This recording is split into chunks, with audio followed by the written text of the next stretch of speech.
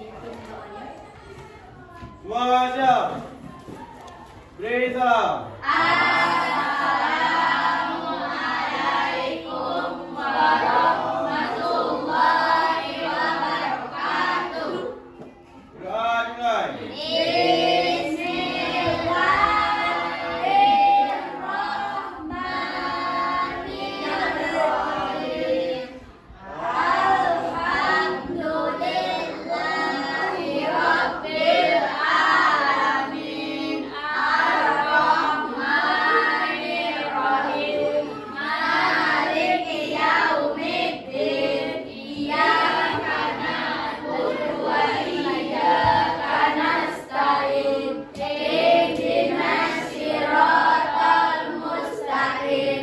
Siratal ladzina an'amta 'alaihim ghairil maghdubi 'alaihim waladdallin. Amin. Baiklah, sebelum pembelajaran bab 1 ya. Ya, Bu. Adelia. Hadir, Bu. Adinda. Hadir, Bu. Adrian. Alfa, Bu. Afriani. Hadir, Bu. Ahmad Gunawan. Hadir, Bu. Aziza. Hadir, Bu. Aska. Hadir, Bu. Dea. Hadir, Bu. Baby. Hadir, Bu. Peggy. Ini, Bu. Ada. Vivi. Hadir, Bu. Cinta. Hadir, Bu. Dani. Apa? Melisa. Misbah. Aika. Hadir, Bu. Jadi.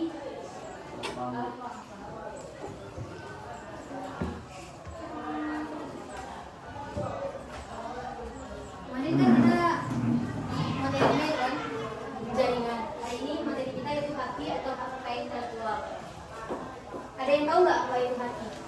Nggak tahu. Kekayaan intelektual. Benar, cuman di sini mau tahu apa yang kalian pahami mengenai hati atau apa yang di pikiran kalian tentang hati. Kekayaan itu masing-masing nggak sih, Kak? Bu, haki dengan hak itu beda, Bu. Paham. Kalau kekayaan itu hak masing-masing. Bagi penjelasan ya. Ya, Bu. Hati itu adalah kekayaan intelektual yang muncul dari hasil olah pikir atau kreativitas yang menghasilkan suatu produk atau proses yang berguna untuk manusia. Jadi, produk atau proses yang kalian buat itu dari hasil olah pikir kalian itu harus berguna untuk manusia. Dan juga hak kekayaan intelektual itu adalah hak untuk menikmati secara ekonomis atau menikmati seluruh keuntungan yang kita peroleh. Misalnya kayak kalian nih punya lagu kalian itu kalian jual belikan, kalian produksi, keuntungan atau uang yang kita peroleh dari produksi itu akan kita peroleh sendiri keuntungannya tanpa orang lain yang ambil keuntungannya. Paham? Paham, Bu. Baik, lanjut ke materi menurut para ahli. Tolong Adinda dibacakan. Jangan, Bu. Menurut Saidin, hak atas kekayaan intelektual, haki adalah hak kebendaan, hak atas sesuatu benda yang bersumber dari hasil kerja otak, hasil kerja rasio, hasil dari pekerjaan rasio manusia yang menalar, hasil kerjanya itu berupa benda imaterial, benda tidak berwujud. Kayak gitu.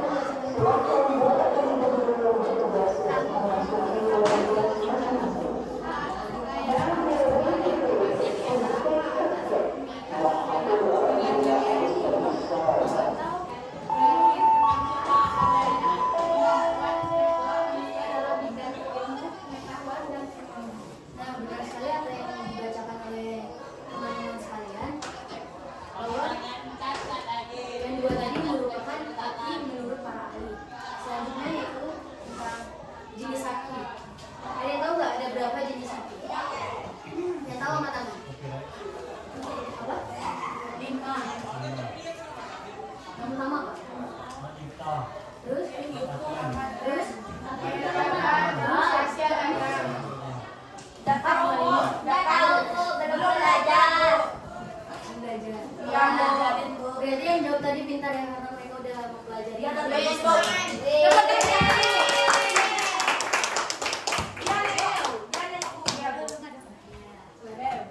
Selanjutnya itu belum tahu dah jelas. Iya. Jenisnya yang pertama ada hak cipta.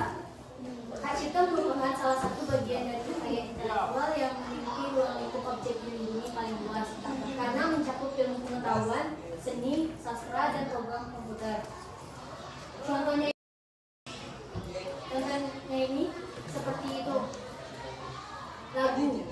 Biasanya kan banyak tuh orang punya lagu tapi digunakan oleh orang lain. Nah itu sebenarnya tidak boleh karena biasanya bisa dipidana atau kita nanti kena denda. Atau biasanya kalau kayak di YouTube itu kita pakai lagu orang atau musik orang tanpa izin, biasanya itu akun kita atau video kita tuh dihapus atau diblokir oleh pemerintah. Selanjutnya ada hak paten. Belum saya Bu, hak paten. Hak khusus yang diberikan oleh negara kepada seorang penemu atas hasil kemampuannya di bidang teknologi untuk lama waktu tertentu melaksanakan sendiri penemuannya tersebut atau memberikan persetujuan kepada orang lain untuk melaksanakannya. Hak paten tersebut berlaku selama 20 tahun yang mulai terhitung sejak tanggal penerimaan. Untuk mendapatkan hak paten, seorang penemu harus memenuhi persyaratan substantif tertentu, antara lain: satu, penemuannya betul baru; yang kedua, mengandung langkah inovatif atau pandai mencipta atau merancang; yang ketiga, penemuannya dapat diterapkan secara industri. Nah, jadi hak paten ini adalah khusus eksklusif yang diberikan oleh pemerintah kepada seorang penemu atau inventor. Biasanya yang ditemukan tuh kalau itu benar-benar baru atau belum ada, kayak seperti HP tuh layar sentuh. Dulu kan layar sentuh tuh belum ditemukan sama sekali, kita masih pakai HP kayak Nokia yang masih dipencet tombol-tombolnya aja. Sekarang kalau atau penemu inventor ini menemukan itu layar sentuh, penemuannya benar-benar baru, jadi mereka diberikan hak paten atau hak eksklusif dari pemerintah yang mana dilindungi selama 20 tahun. Kalau sudah lebih dari 20 tahun harus didaftarkan ulang kembali hak patennya lagi. Terus untuk mendapatkan hak paten tersebut, seorang penemu harus memenuhi persyaratan substantif tertentu. Yang pertama tuh penemuannya betul-betul baru. Jadi penemuannya tuh harus baru, jangan penemuan yang pernah ada atau yang sudah ada. Yang kedua tuh mengandung langkah inventif atau pandai menciptakan atau merancang. Jadi orang yang memiliki hak paten ini harus bisa menciptakan produk yang mereka temui atau merancang produk, yaitu penemuannya dapat diterapkan secara industri. Maksudnya ini penemuan dapat diterapkan secara industri itu bisa berupa barang atau jasa. Nah, batasinya ada yang mau ditanyakan? Ada Bu? Atau ada bagian yang masih kurang jelas, yang belum mengerti, bisa ditanyakan ke Ibu. Tidak ada, sudah paham? Paham lanjut ya? Ya Bu. Nah, ini ada dasar hukum yang mengatur tentang hak paten. Yang pertama itu Undang-Undang Nomor 6 Tahun 1989. Yang kedua Undang-Undang Nomor 13 Tahun 1997. Dan yang terakhir Undang-Undang Nomor 14 Tahun 2001. Dan contoh hak patennya bisa dilihat di situ. Yang pertama itu ada Georg B. Samuelson atau pemegang hak paten yang layar itu. Yang kedua ada Apple, pemegang hak paten perangkat tablet atau komputer. Yang ketiga itu ada Bapak B.J. Habibie, pemegang hak paten formula untuk perkataan sayap pesawat.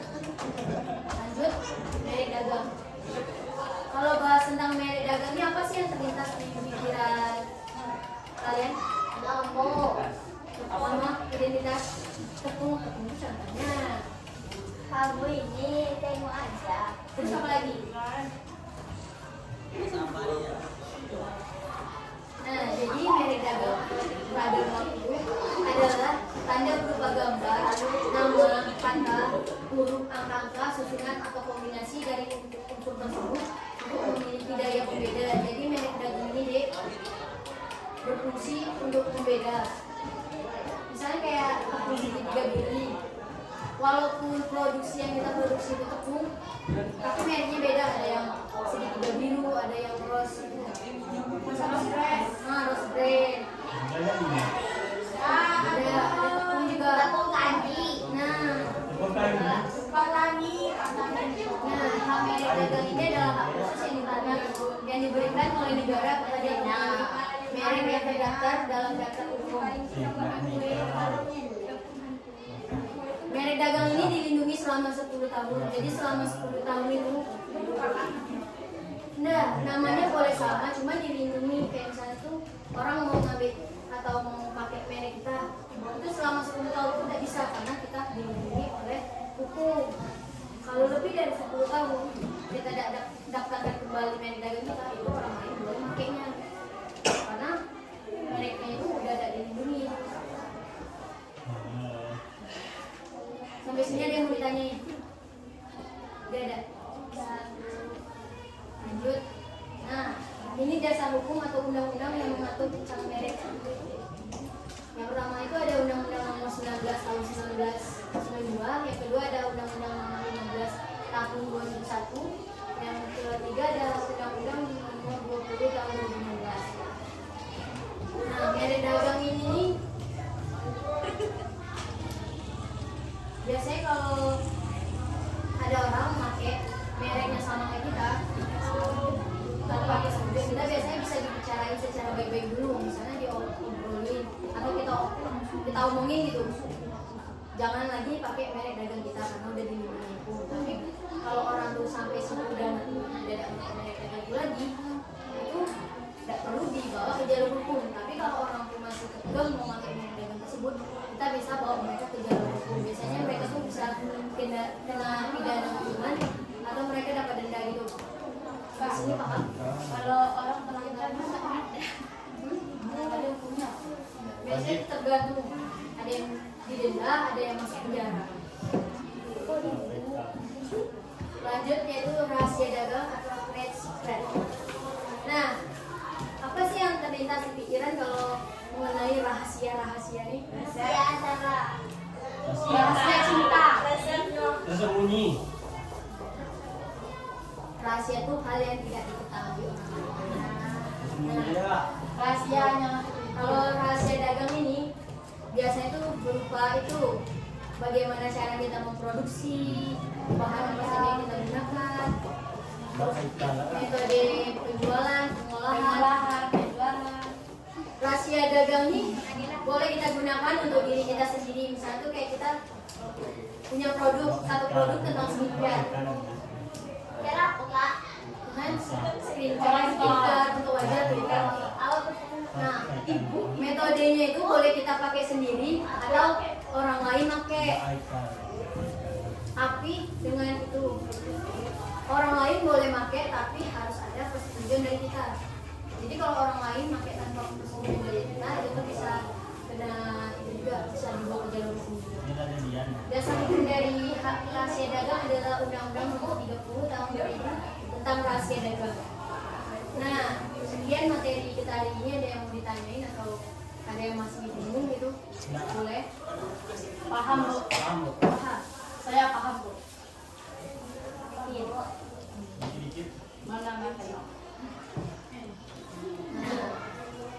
Jadi kalian udah paham kan? Paham dari kita tentang publik atau hak kekayaan intelektual ini?